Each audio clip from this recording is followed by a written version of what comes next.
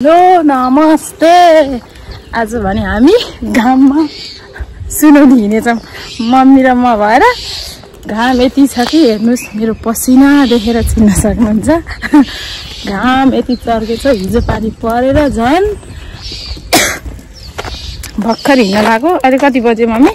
4 बज्न लाग्यो है।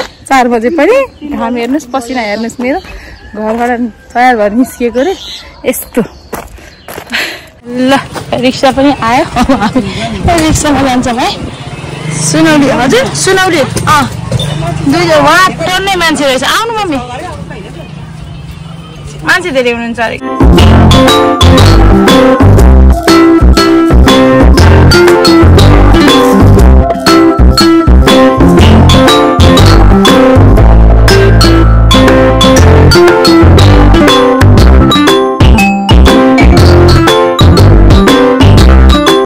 हामी रिक्सामा बसेर हिँड्दै गर्दा बस पार्क पनि आएछ। यहाँदेखि भैरवादेखि सुनौली पुग्नलाई रिक्सामा गयो भने 50 रुपियाँ लाग्छ, अनि बसमा गयो भने 20 रुपियाँ लाग्छ। अनि धेरै किलोमिटर भने छैन, त्यही 3-4 किलोमिटर जति होला। अनि बाटो भने अहिले एकदम राम्रो रहेछ। सो अनि ई रिक्सालाई पनि चाहिँ हाई रोडमा भने हिँड्न दिँदो रहेछ, साइडको बाटोदेखि हिँड्ने रहेछ। ल अब हामी एकछिनमा पुग्छौँ, हेर्दै गर्नु होला। ल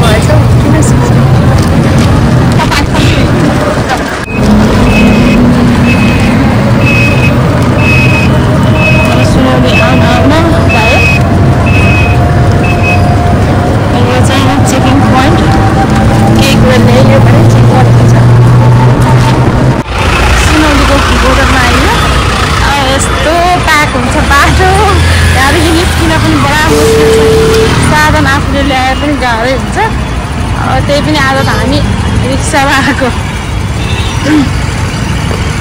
यत्तिकै अब यहाँदेखि यतिदेखि पारीसम्म चाहिँ हामी हिँड्दै जानुपर्छ बोर्डर कटेर। अनि बल्ल घाम यति टल्क्या छन्, 5 बज्न लाउँदासम्म पनि छाता ओढेर हिँड्नु पर्छ नि। चेकिङ हुन्छ, भइरहेको चेक जान्छ पारेर भन्दै लेखिरहेको यहाँ हो। अनि यस्तो गर्दै गर्दै हामी हिँडेरै पारी पुग्छौँ। धेरै त छैन, लामो त छैन, त्यही 5 मिनट जति हिँड्नुपर्छ बोर्डर काट्नको लागि। भइरहेको मेन बोर्डरमा आइयो हामी। मेन गेट अस्ति नै आउँदाखेरि चाहिँ यो गेट चाहिँ बन्दै थियो भर्खर, अहिले चाहिँ पुरा कम्प्लिट भएर यस्तो दामी बनाएछ। प्रगति हुँदैछ, नेपालमा पनि विकास हुँदैछ, राम्रो हुँदैछ। एउटा साइडमा नि बाटोहरू थिएन, अहिले साइडवाला बाटो नि बनेछ। मेन गेट भने यस्तो राम्रो बनाएछ है अहिले। पहिला त कस्तो नराम्रो यत्रो थियो, अझ धेरै राम्रो भएछ। यही पानी परेर बाटो भने अझै बन्दैछ, राम्रोसँग बनेको नभएर। यहाँ त जहिले नि यस्तै नराम्रो हुन्छ। अहिलेको गेट हेर्नु कस्तो बनाएको, यो चेलीबेटी देशदेखिको हेडलाइन सिस्टम गरेर गराउँदाखेरि यहाँदेखि अब यति बाटो पार गरेपछि आउँछ फेरि इन्डियाको मेन गेट। हामीलाई भने यहाँ भने पुरै व्यक्तिगतै चेकिङ हुन्छ सबैको। चेकिङ हुँदैन। बाटो हेर्नुहोस् यस्तै, यतिमा फेरि जहिले नि बाटो यति फोहोर हुन्छ, यति नराम्रो हुन्छ। यहाँ आज त पानी नपरेको होला, अलिक सफा रहेछ होइन मम्मी? त मेरो मोबाइल निकालिदिनु त हजुरको। हेर्नु चेकिङको लागि त्यतिकै जान पाइँदैन। बाइपास चाहिन्छ मोबाइलको नानीका लाइसेन्स फोटोकपी जे भए पनि राख्नु मम्मी ऊ दिखाउनु न हजुरको ल खोलिदिनु त यसरी यतिको भिड हुन्छ जहिले नि यस्तो होइन यतिकै भिडै हो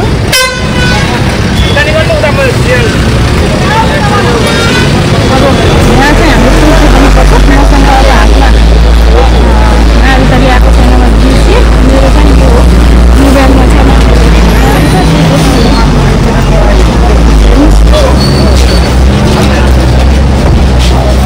छाता मेरो छाता के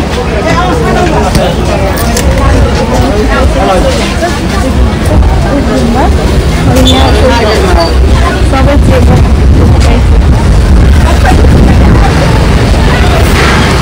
हामी केक पनि काटेर हिँड्यौँ अब आइयो यति काटेर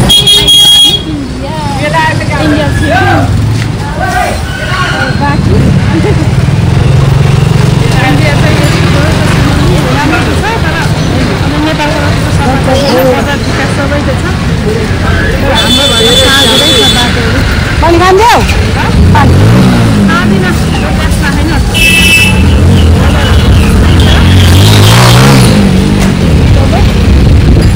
मार्केट त यस्तो छ फेरि बजारसँग राम्रो त पाइन्छ यहाँ त्यसै थाहा छैन हो भइहाल्ने आफूलाई विचार गरेर लिनुपर्छ सामानहरू भने पाइन भने राम्रै पाइन्छ यहाँ यस्तै हो हुन्छ सबै कता पस्यो मम्मी हामी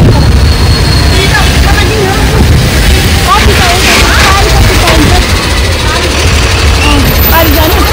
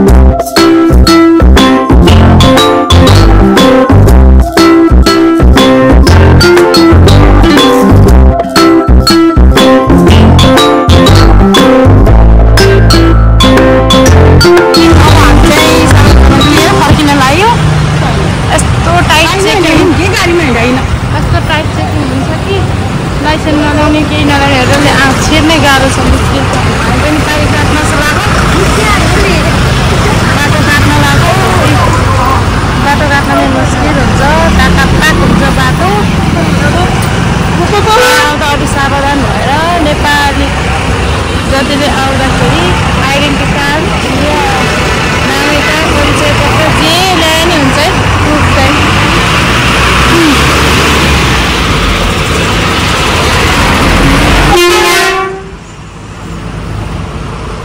हामी भने भरि भारी बोकेर मन्दिरमा अड्डेको अड्डै भयौँ हामी यहाँ बाटो काट्न पनि सकिएन गाडी आएको गरेर कति प्याक हो कि यति साइडमा मात्रै लाइसेन्स यस्तो चेक हुन्छ साधन ल्याए पनि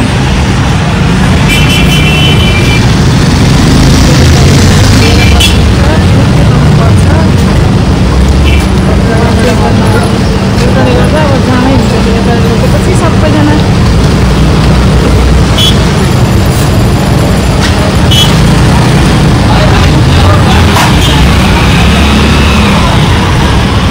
दियो आयो नजाने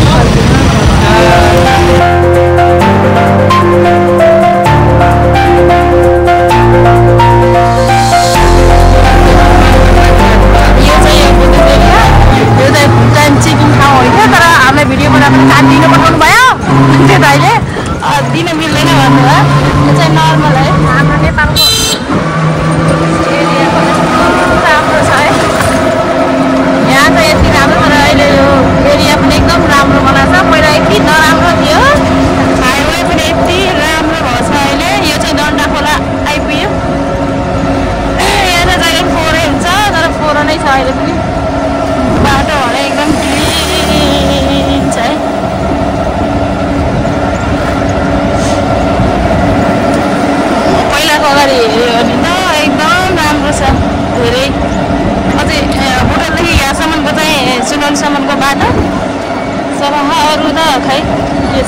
अहिले धेरै चेन्ज भयो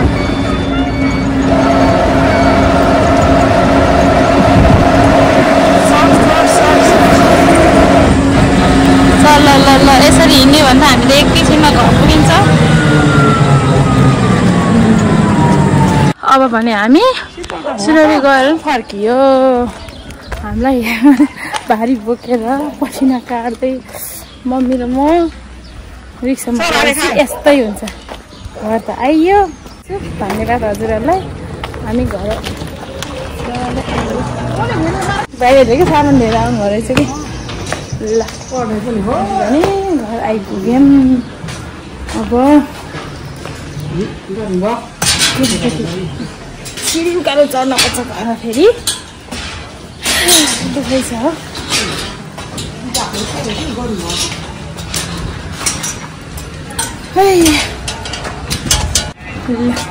अब भने यति हो आजको लागि बाई बाई सबैजनालाई मेरो भिडियो हेरिदिनु होला माया गरिदिनु होला